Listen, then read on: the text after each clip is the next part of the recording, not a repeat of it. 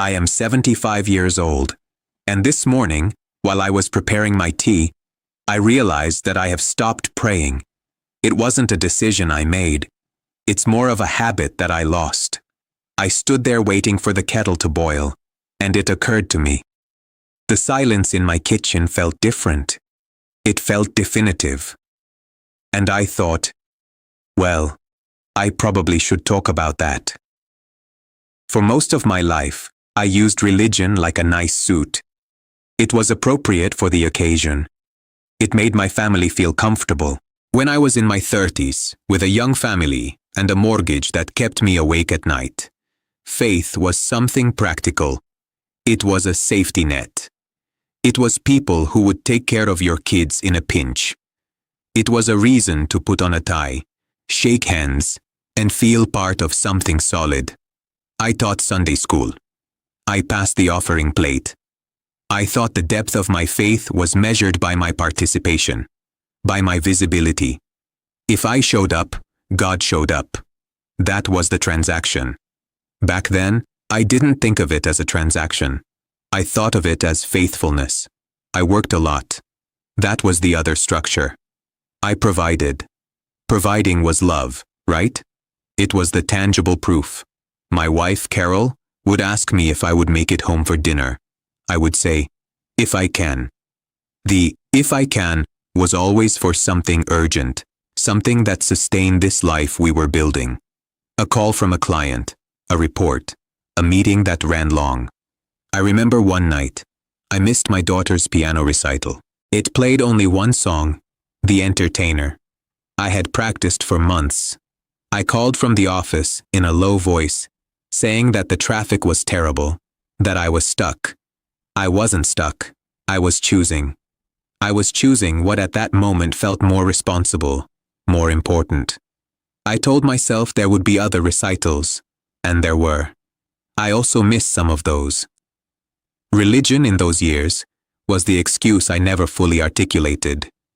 It was the guilt that settled in my stomach on the way home. It was the silent prayer in the car. Lord, help me to be better tomorrow. Help them to understand. It was asking for forgiveness in advance, for the same thing I knew I would probably do again. It was a pressure valve. It allowed me to carry the guilt without having to change my behavior, because the behavior, the work, was for them. Everything was for them. The slow cost is not a bill that arrives one day. It is a leak. You don't hear it. You only notice the damp stain years later, and by then the foundations are weak.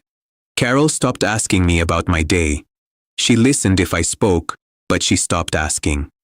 My son, when he was a teenager, would give me those quick and efficient summaries of his life.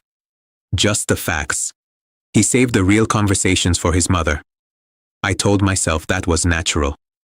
I told myself that parents are pillars, not confidants. My faith also supported that. It gave me a role, the patriarch, the firm rock. I didn't see how lonely a rock is. The turning point wasn't a lightning bolt. It was a series of small silences that eventually grew loud enough to hear. Carol got sick. It was a long illness. The kind that reduces everything to the essential. You stop caring about the garden. The car doesn't get washed. All the structures you built start to look like theater props, and you are left just the two of you, in a house, silent, with only what truly exists between you. For us it was a deep and weary love, and many unspoken things. I would sit by her bed and read to her. Sometimes from the Bible, sometimes from novels she liked.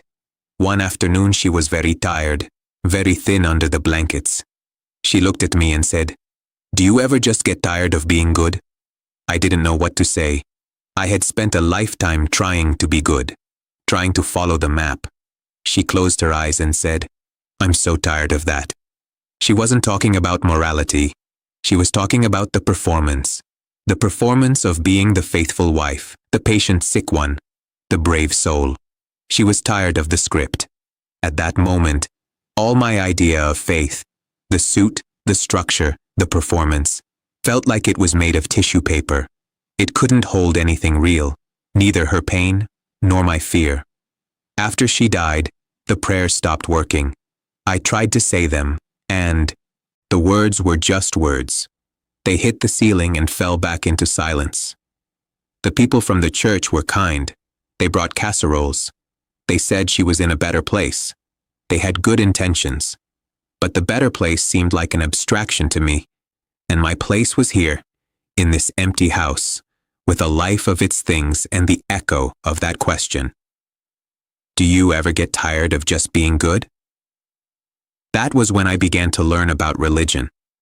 The real one, not the one I had practiced. I realized that I had traded mystery for the manual. I had traded wonder for rules. I had been so busy building a life that seemed faithful that I had forgotten to be amazed ever again. By a sunset, by the sound of my grandchildren laughing, by the simple and incredible fact of being alive. My religion had been a management system. It was to manage my sins, my time, my family, my image. It was about deserving.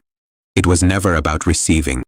It was never about kneeling in the grass and not knowing the words, because there were no words big enough.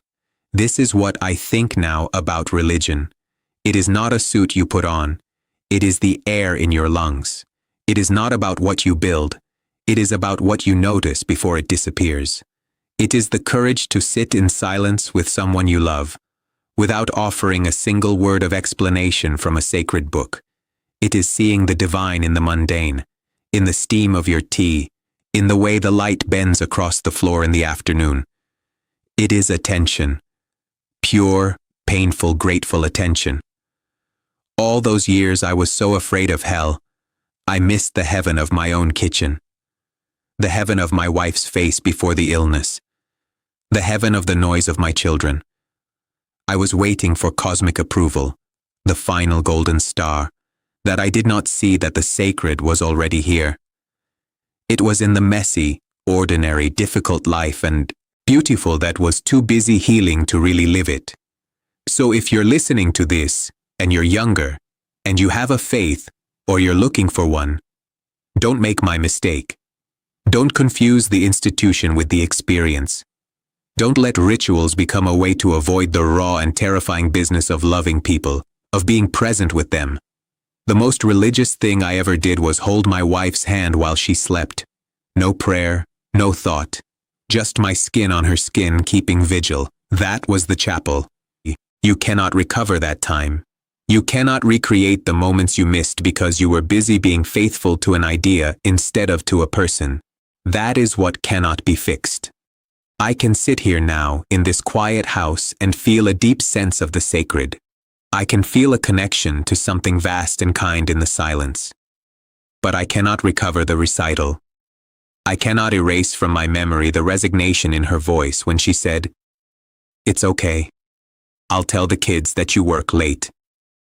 I cannot now ask her my own question, the one that haunts me. Were you alone within the life I built for us? That is the regret, not the doubt, not the questions. The regret is that I used certainty as a shield. I used belief as a reason to be absent. I thought that God wanted my attendance at a service, when what He had given me was a fragile and miraculous life that slipped through my fingers while I took notes from the sermon. What really matters is so simple that it's embarrassing. Look at the people you love. Really look at them. Tomorrow, they will be slightly different. You will be too. Listen to them. Not to respond, not to fix, just to hear. Put down the device. Close the book. Let the thought wait. It's there. That is the only sentence that never fails. That attention. That love. I am 75 years old. I have more yesterdays than tomorrows. And the God I perceive now, in the stillness of my kitchen, does not ask me for my declaration of faith. He only asks me to notice, to remember, to love what remains, with strength and without agenda. It's not much theology, but it's the only one that feels true. If this meant something to you, hug someone today. Not an idea, a person, their hand, their shoulder, the sound of their voice. That is the only scripture you won't regret studying. My tea is already cold. I will go prepare another cup. And I will sit and watch the light change, and I will not say a word.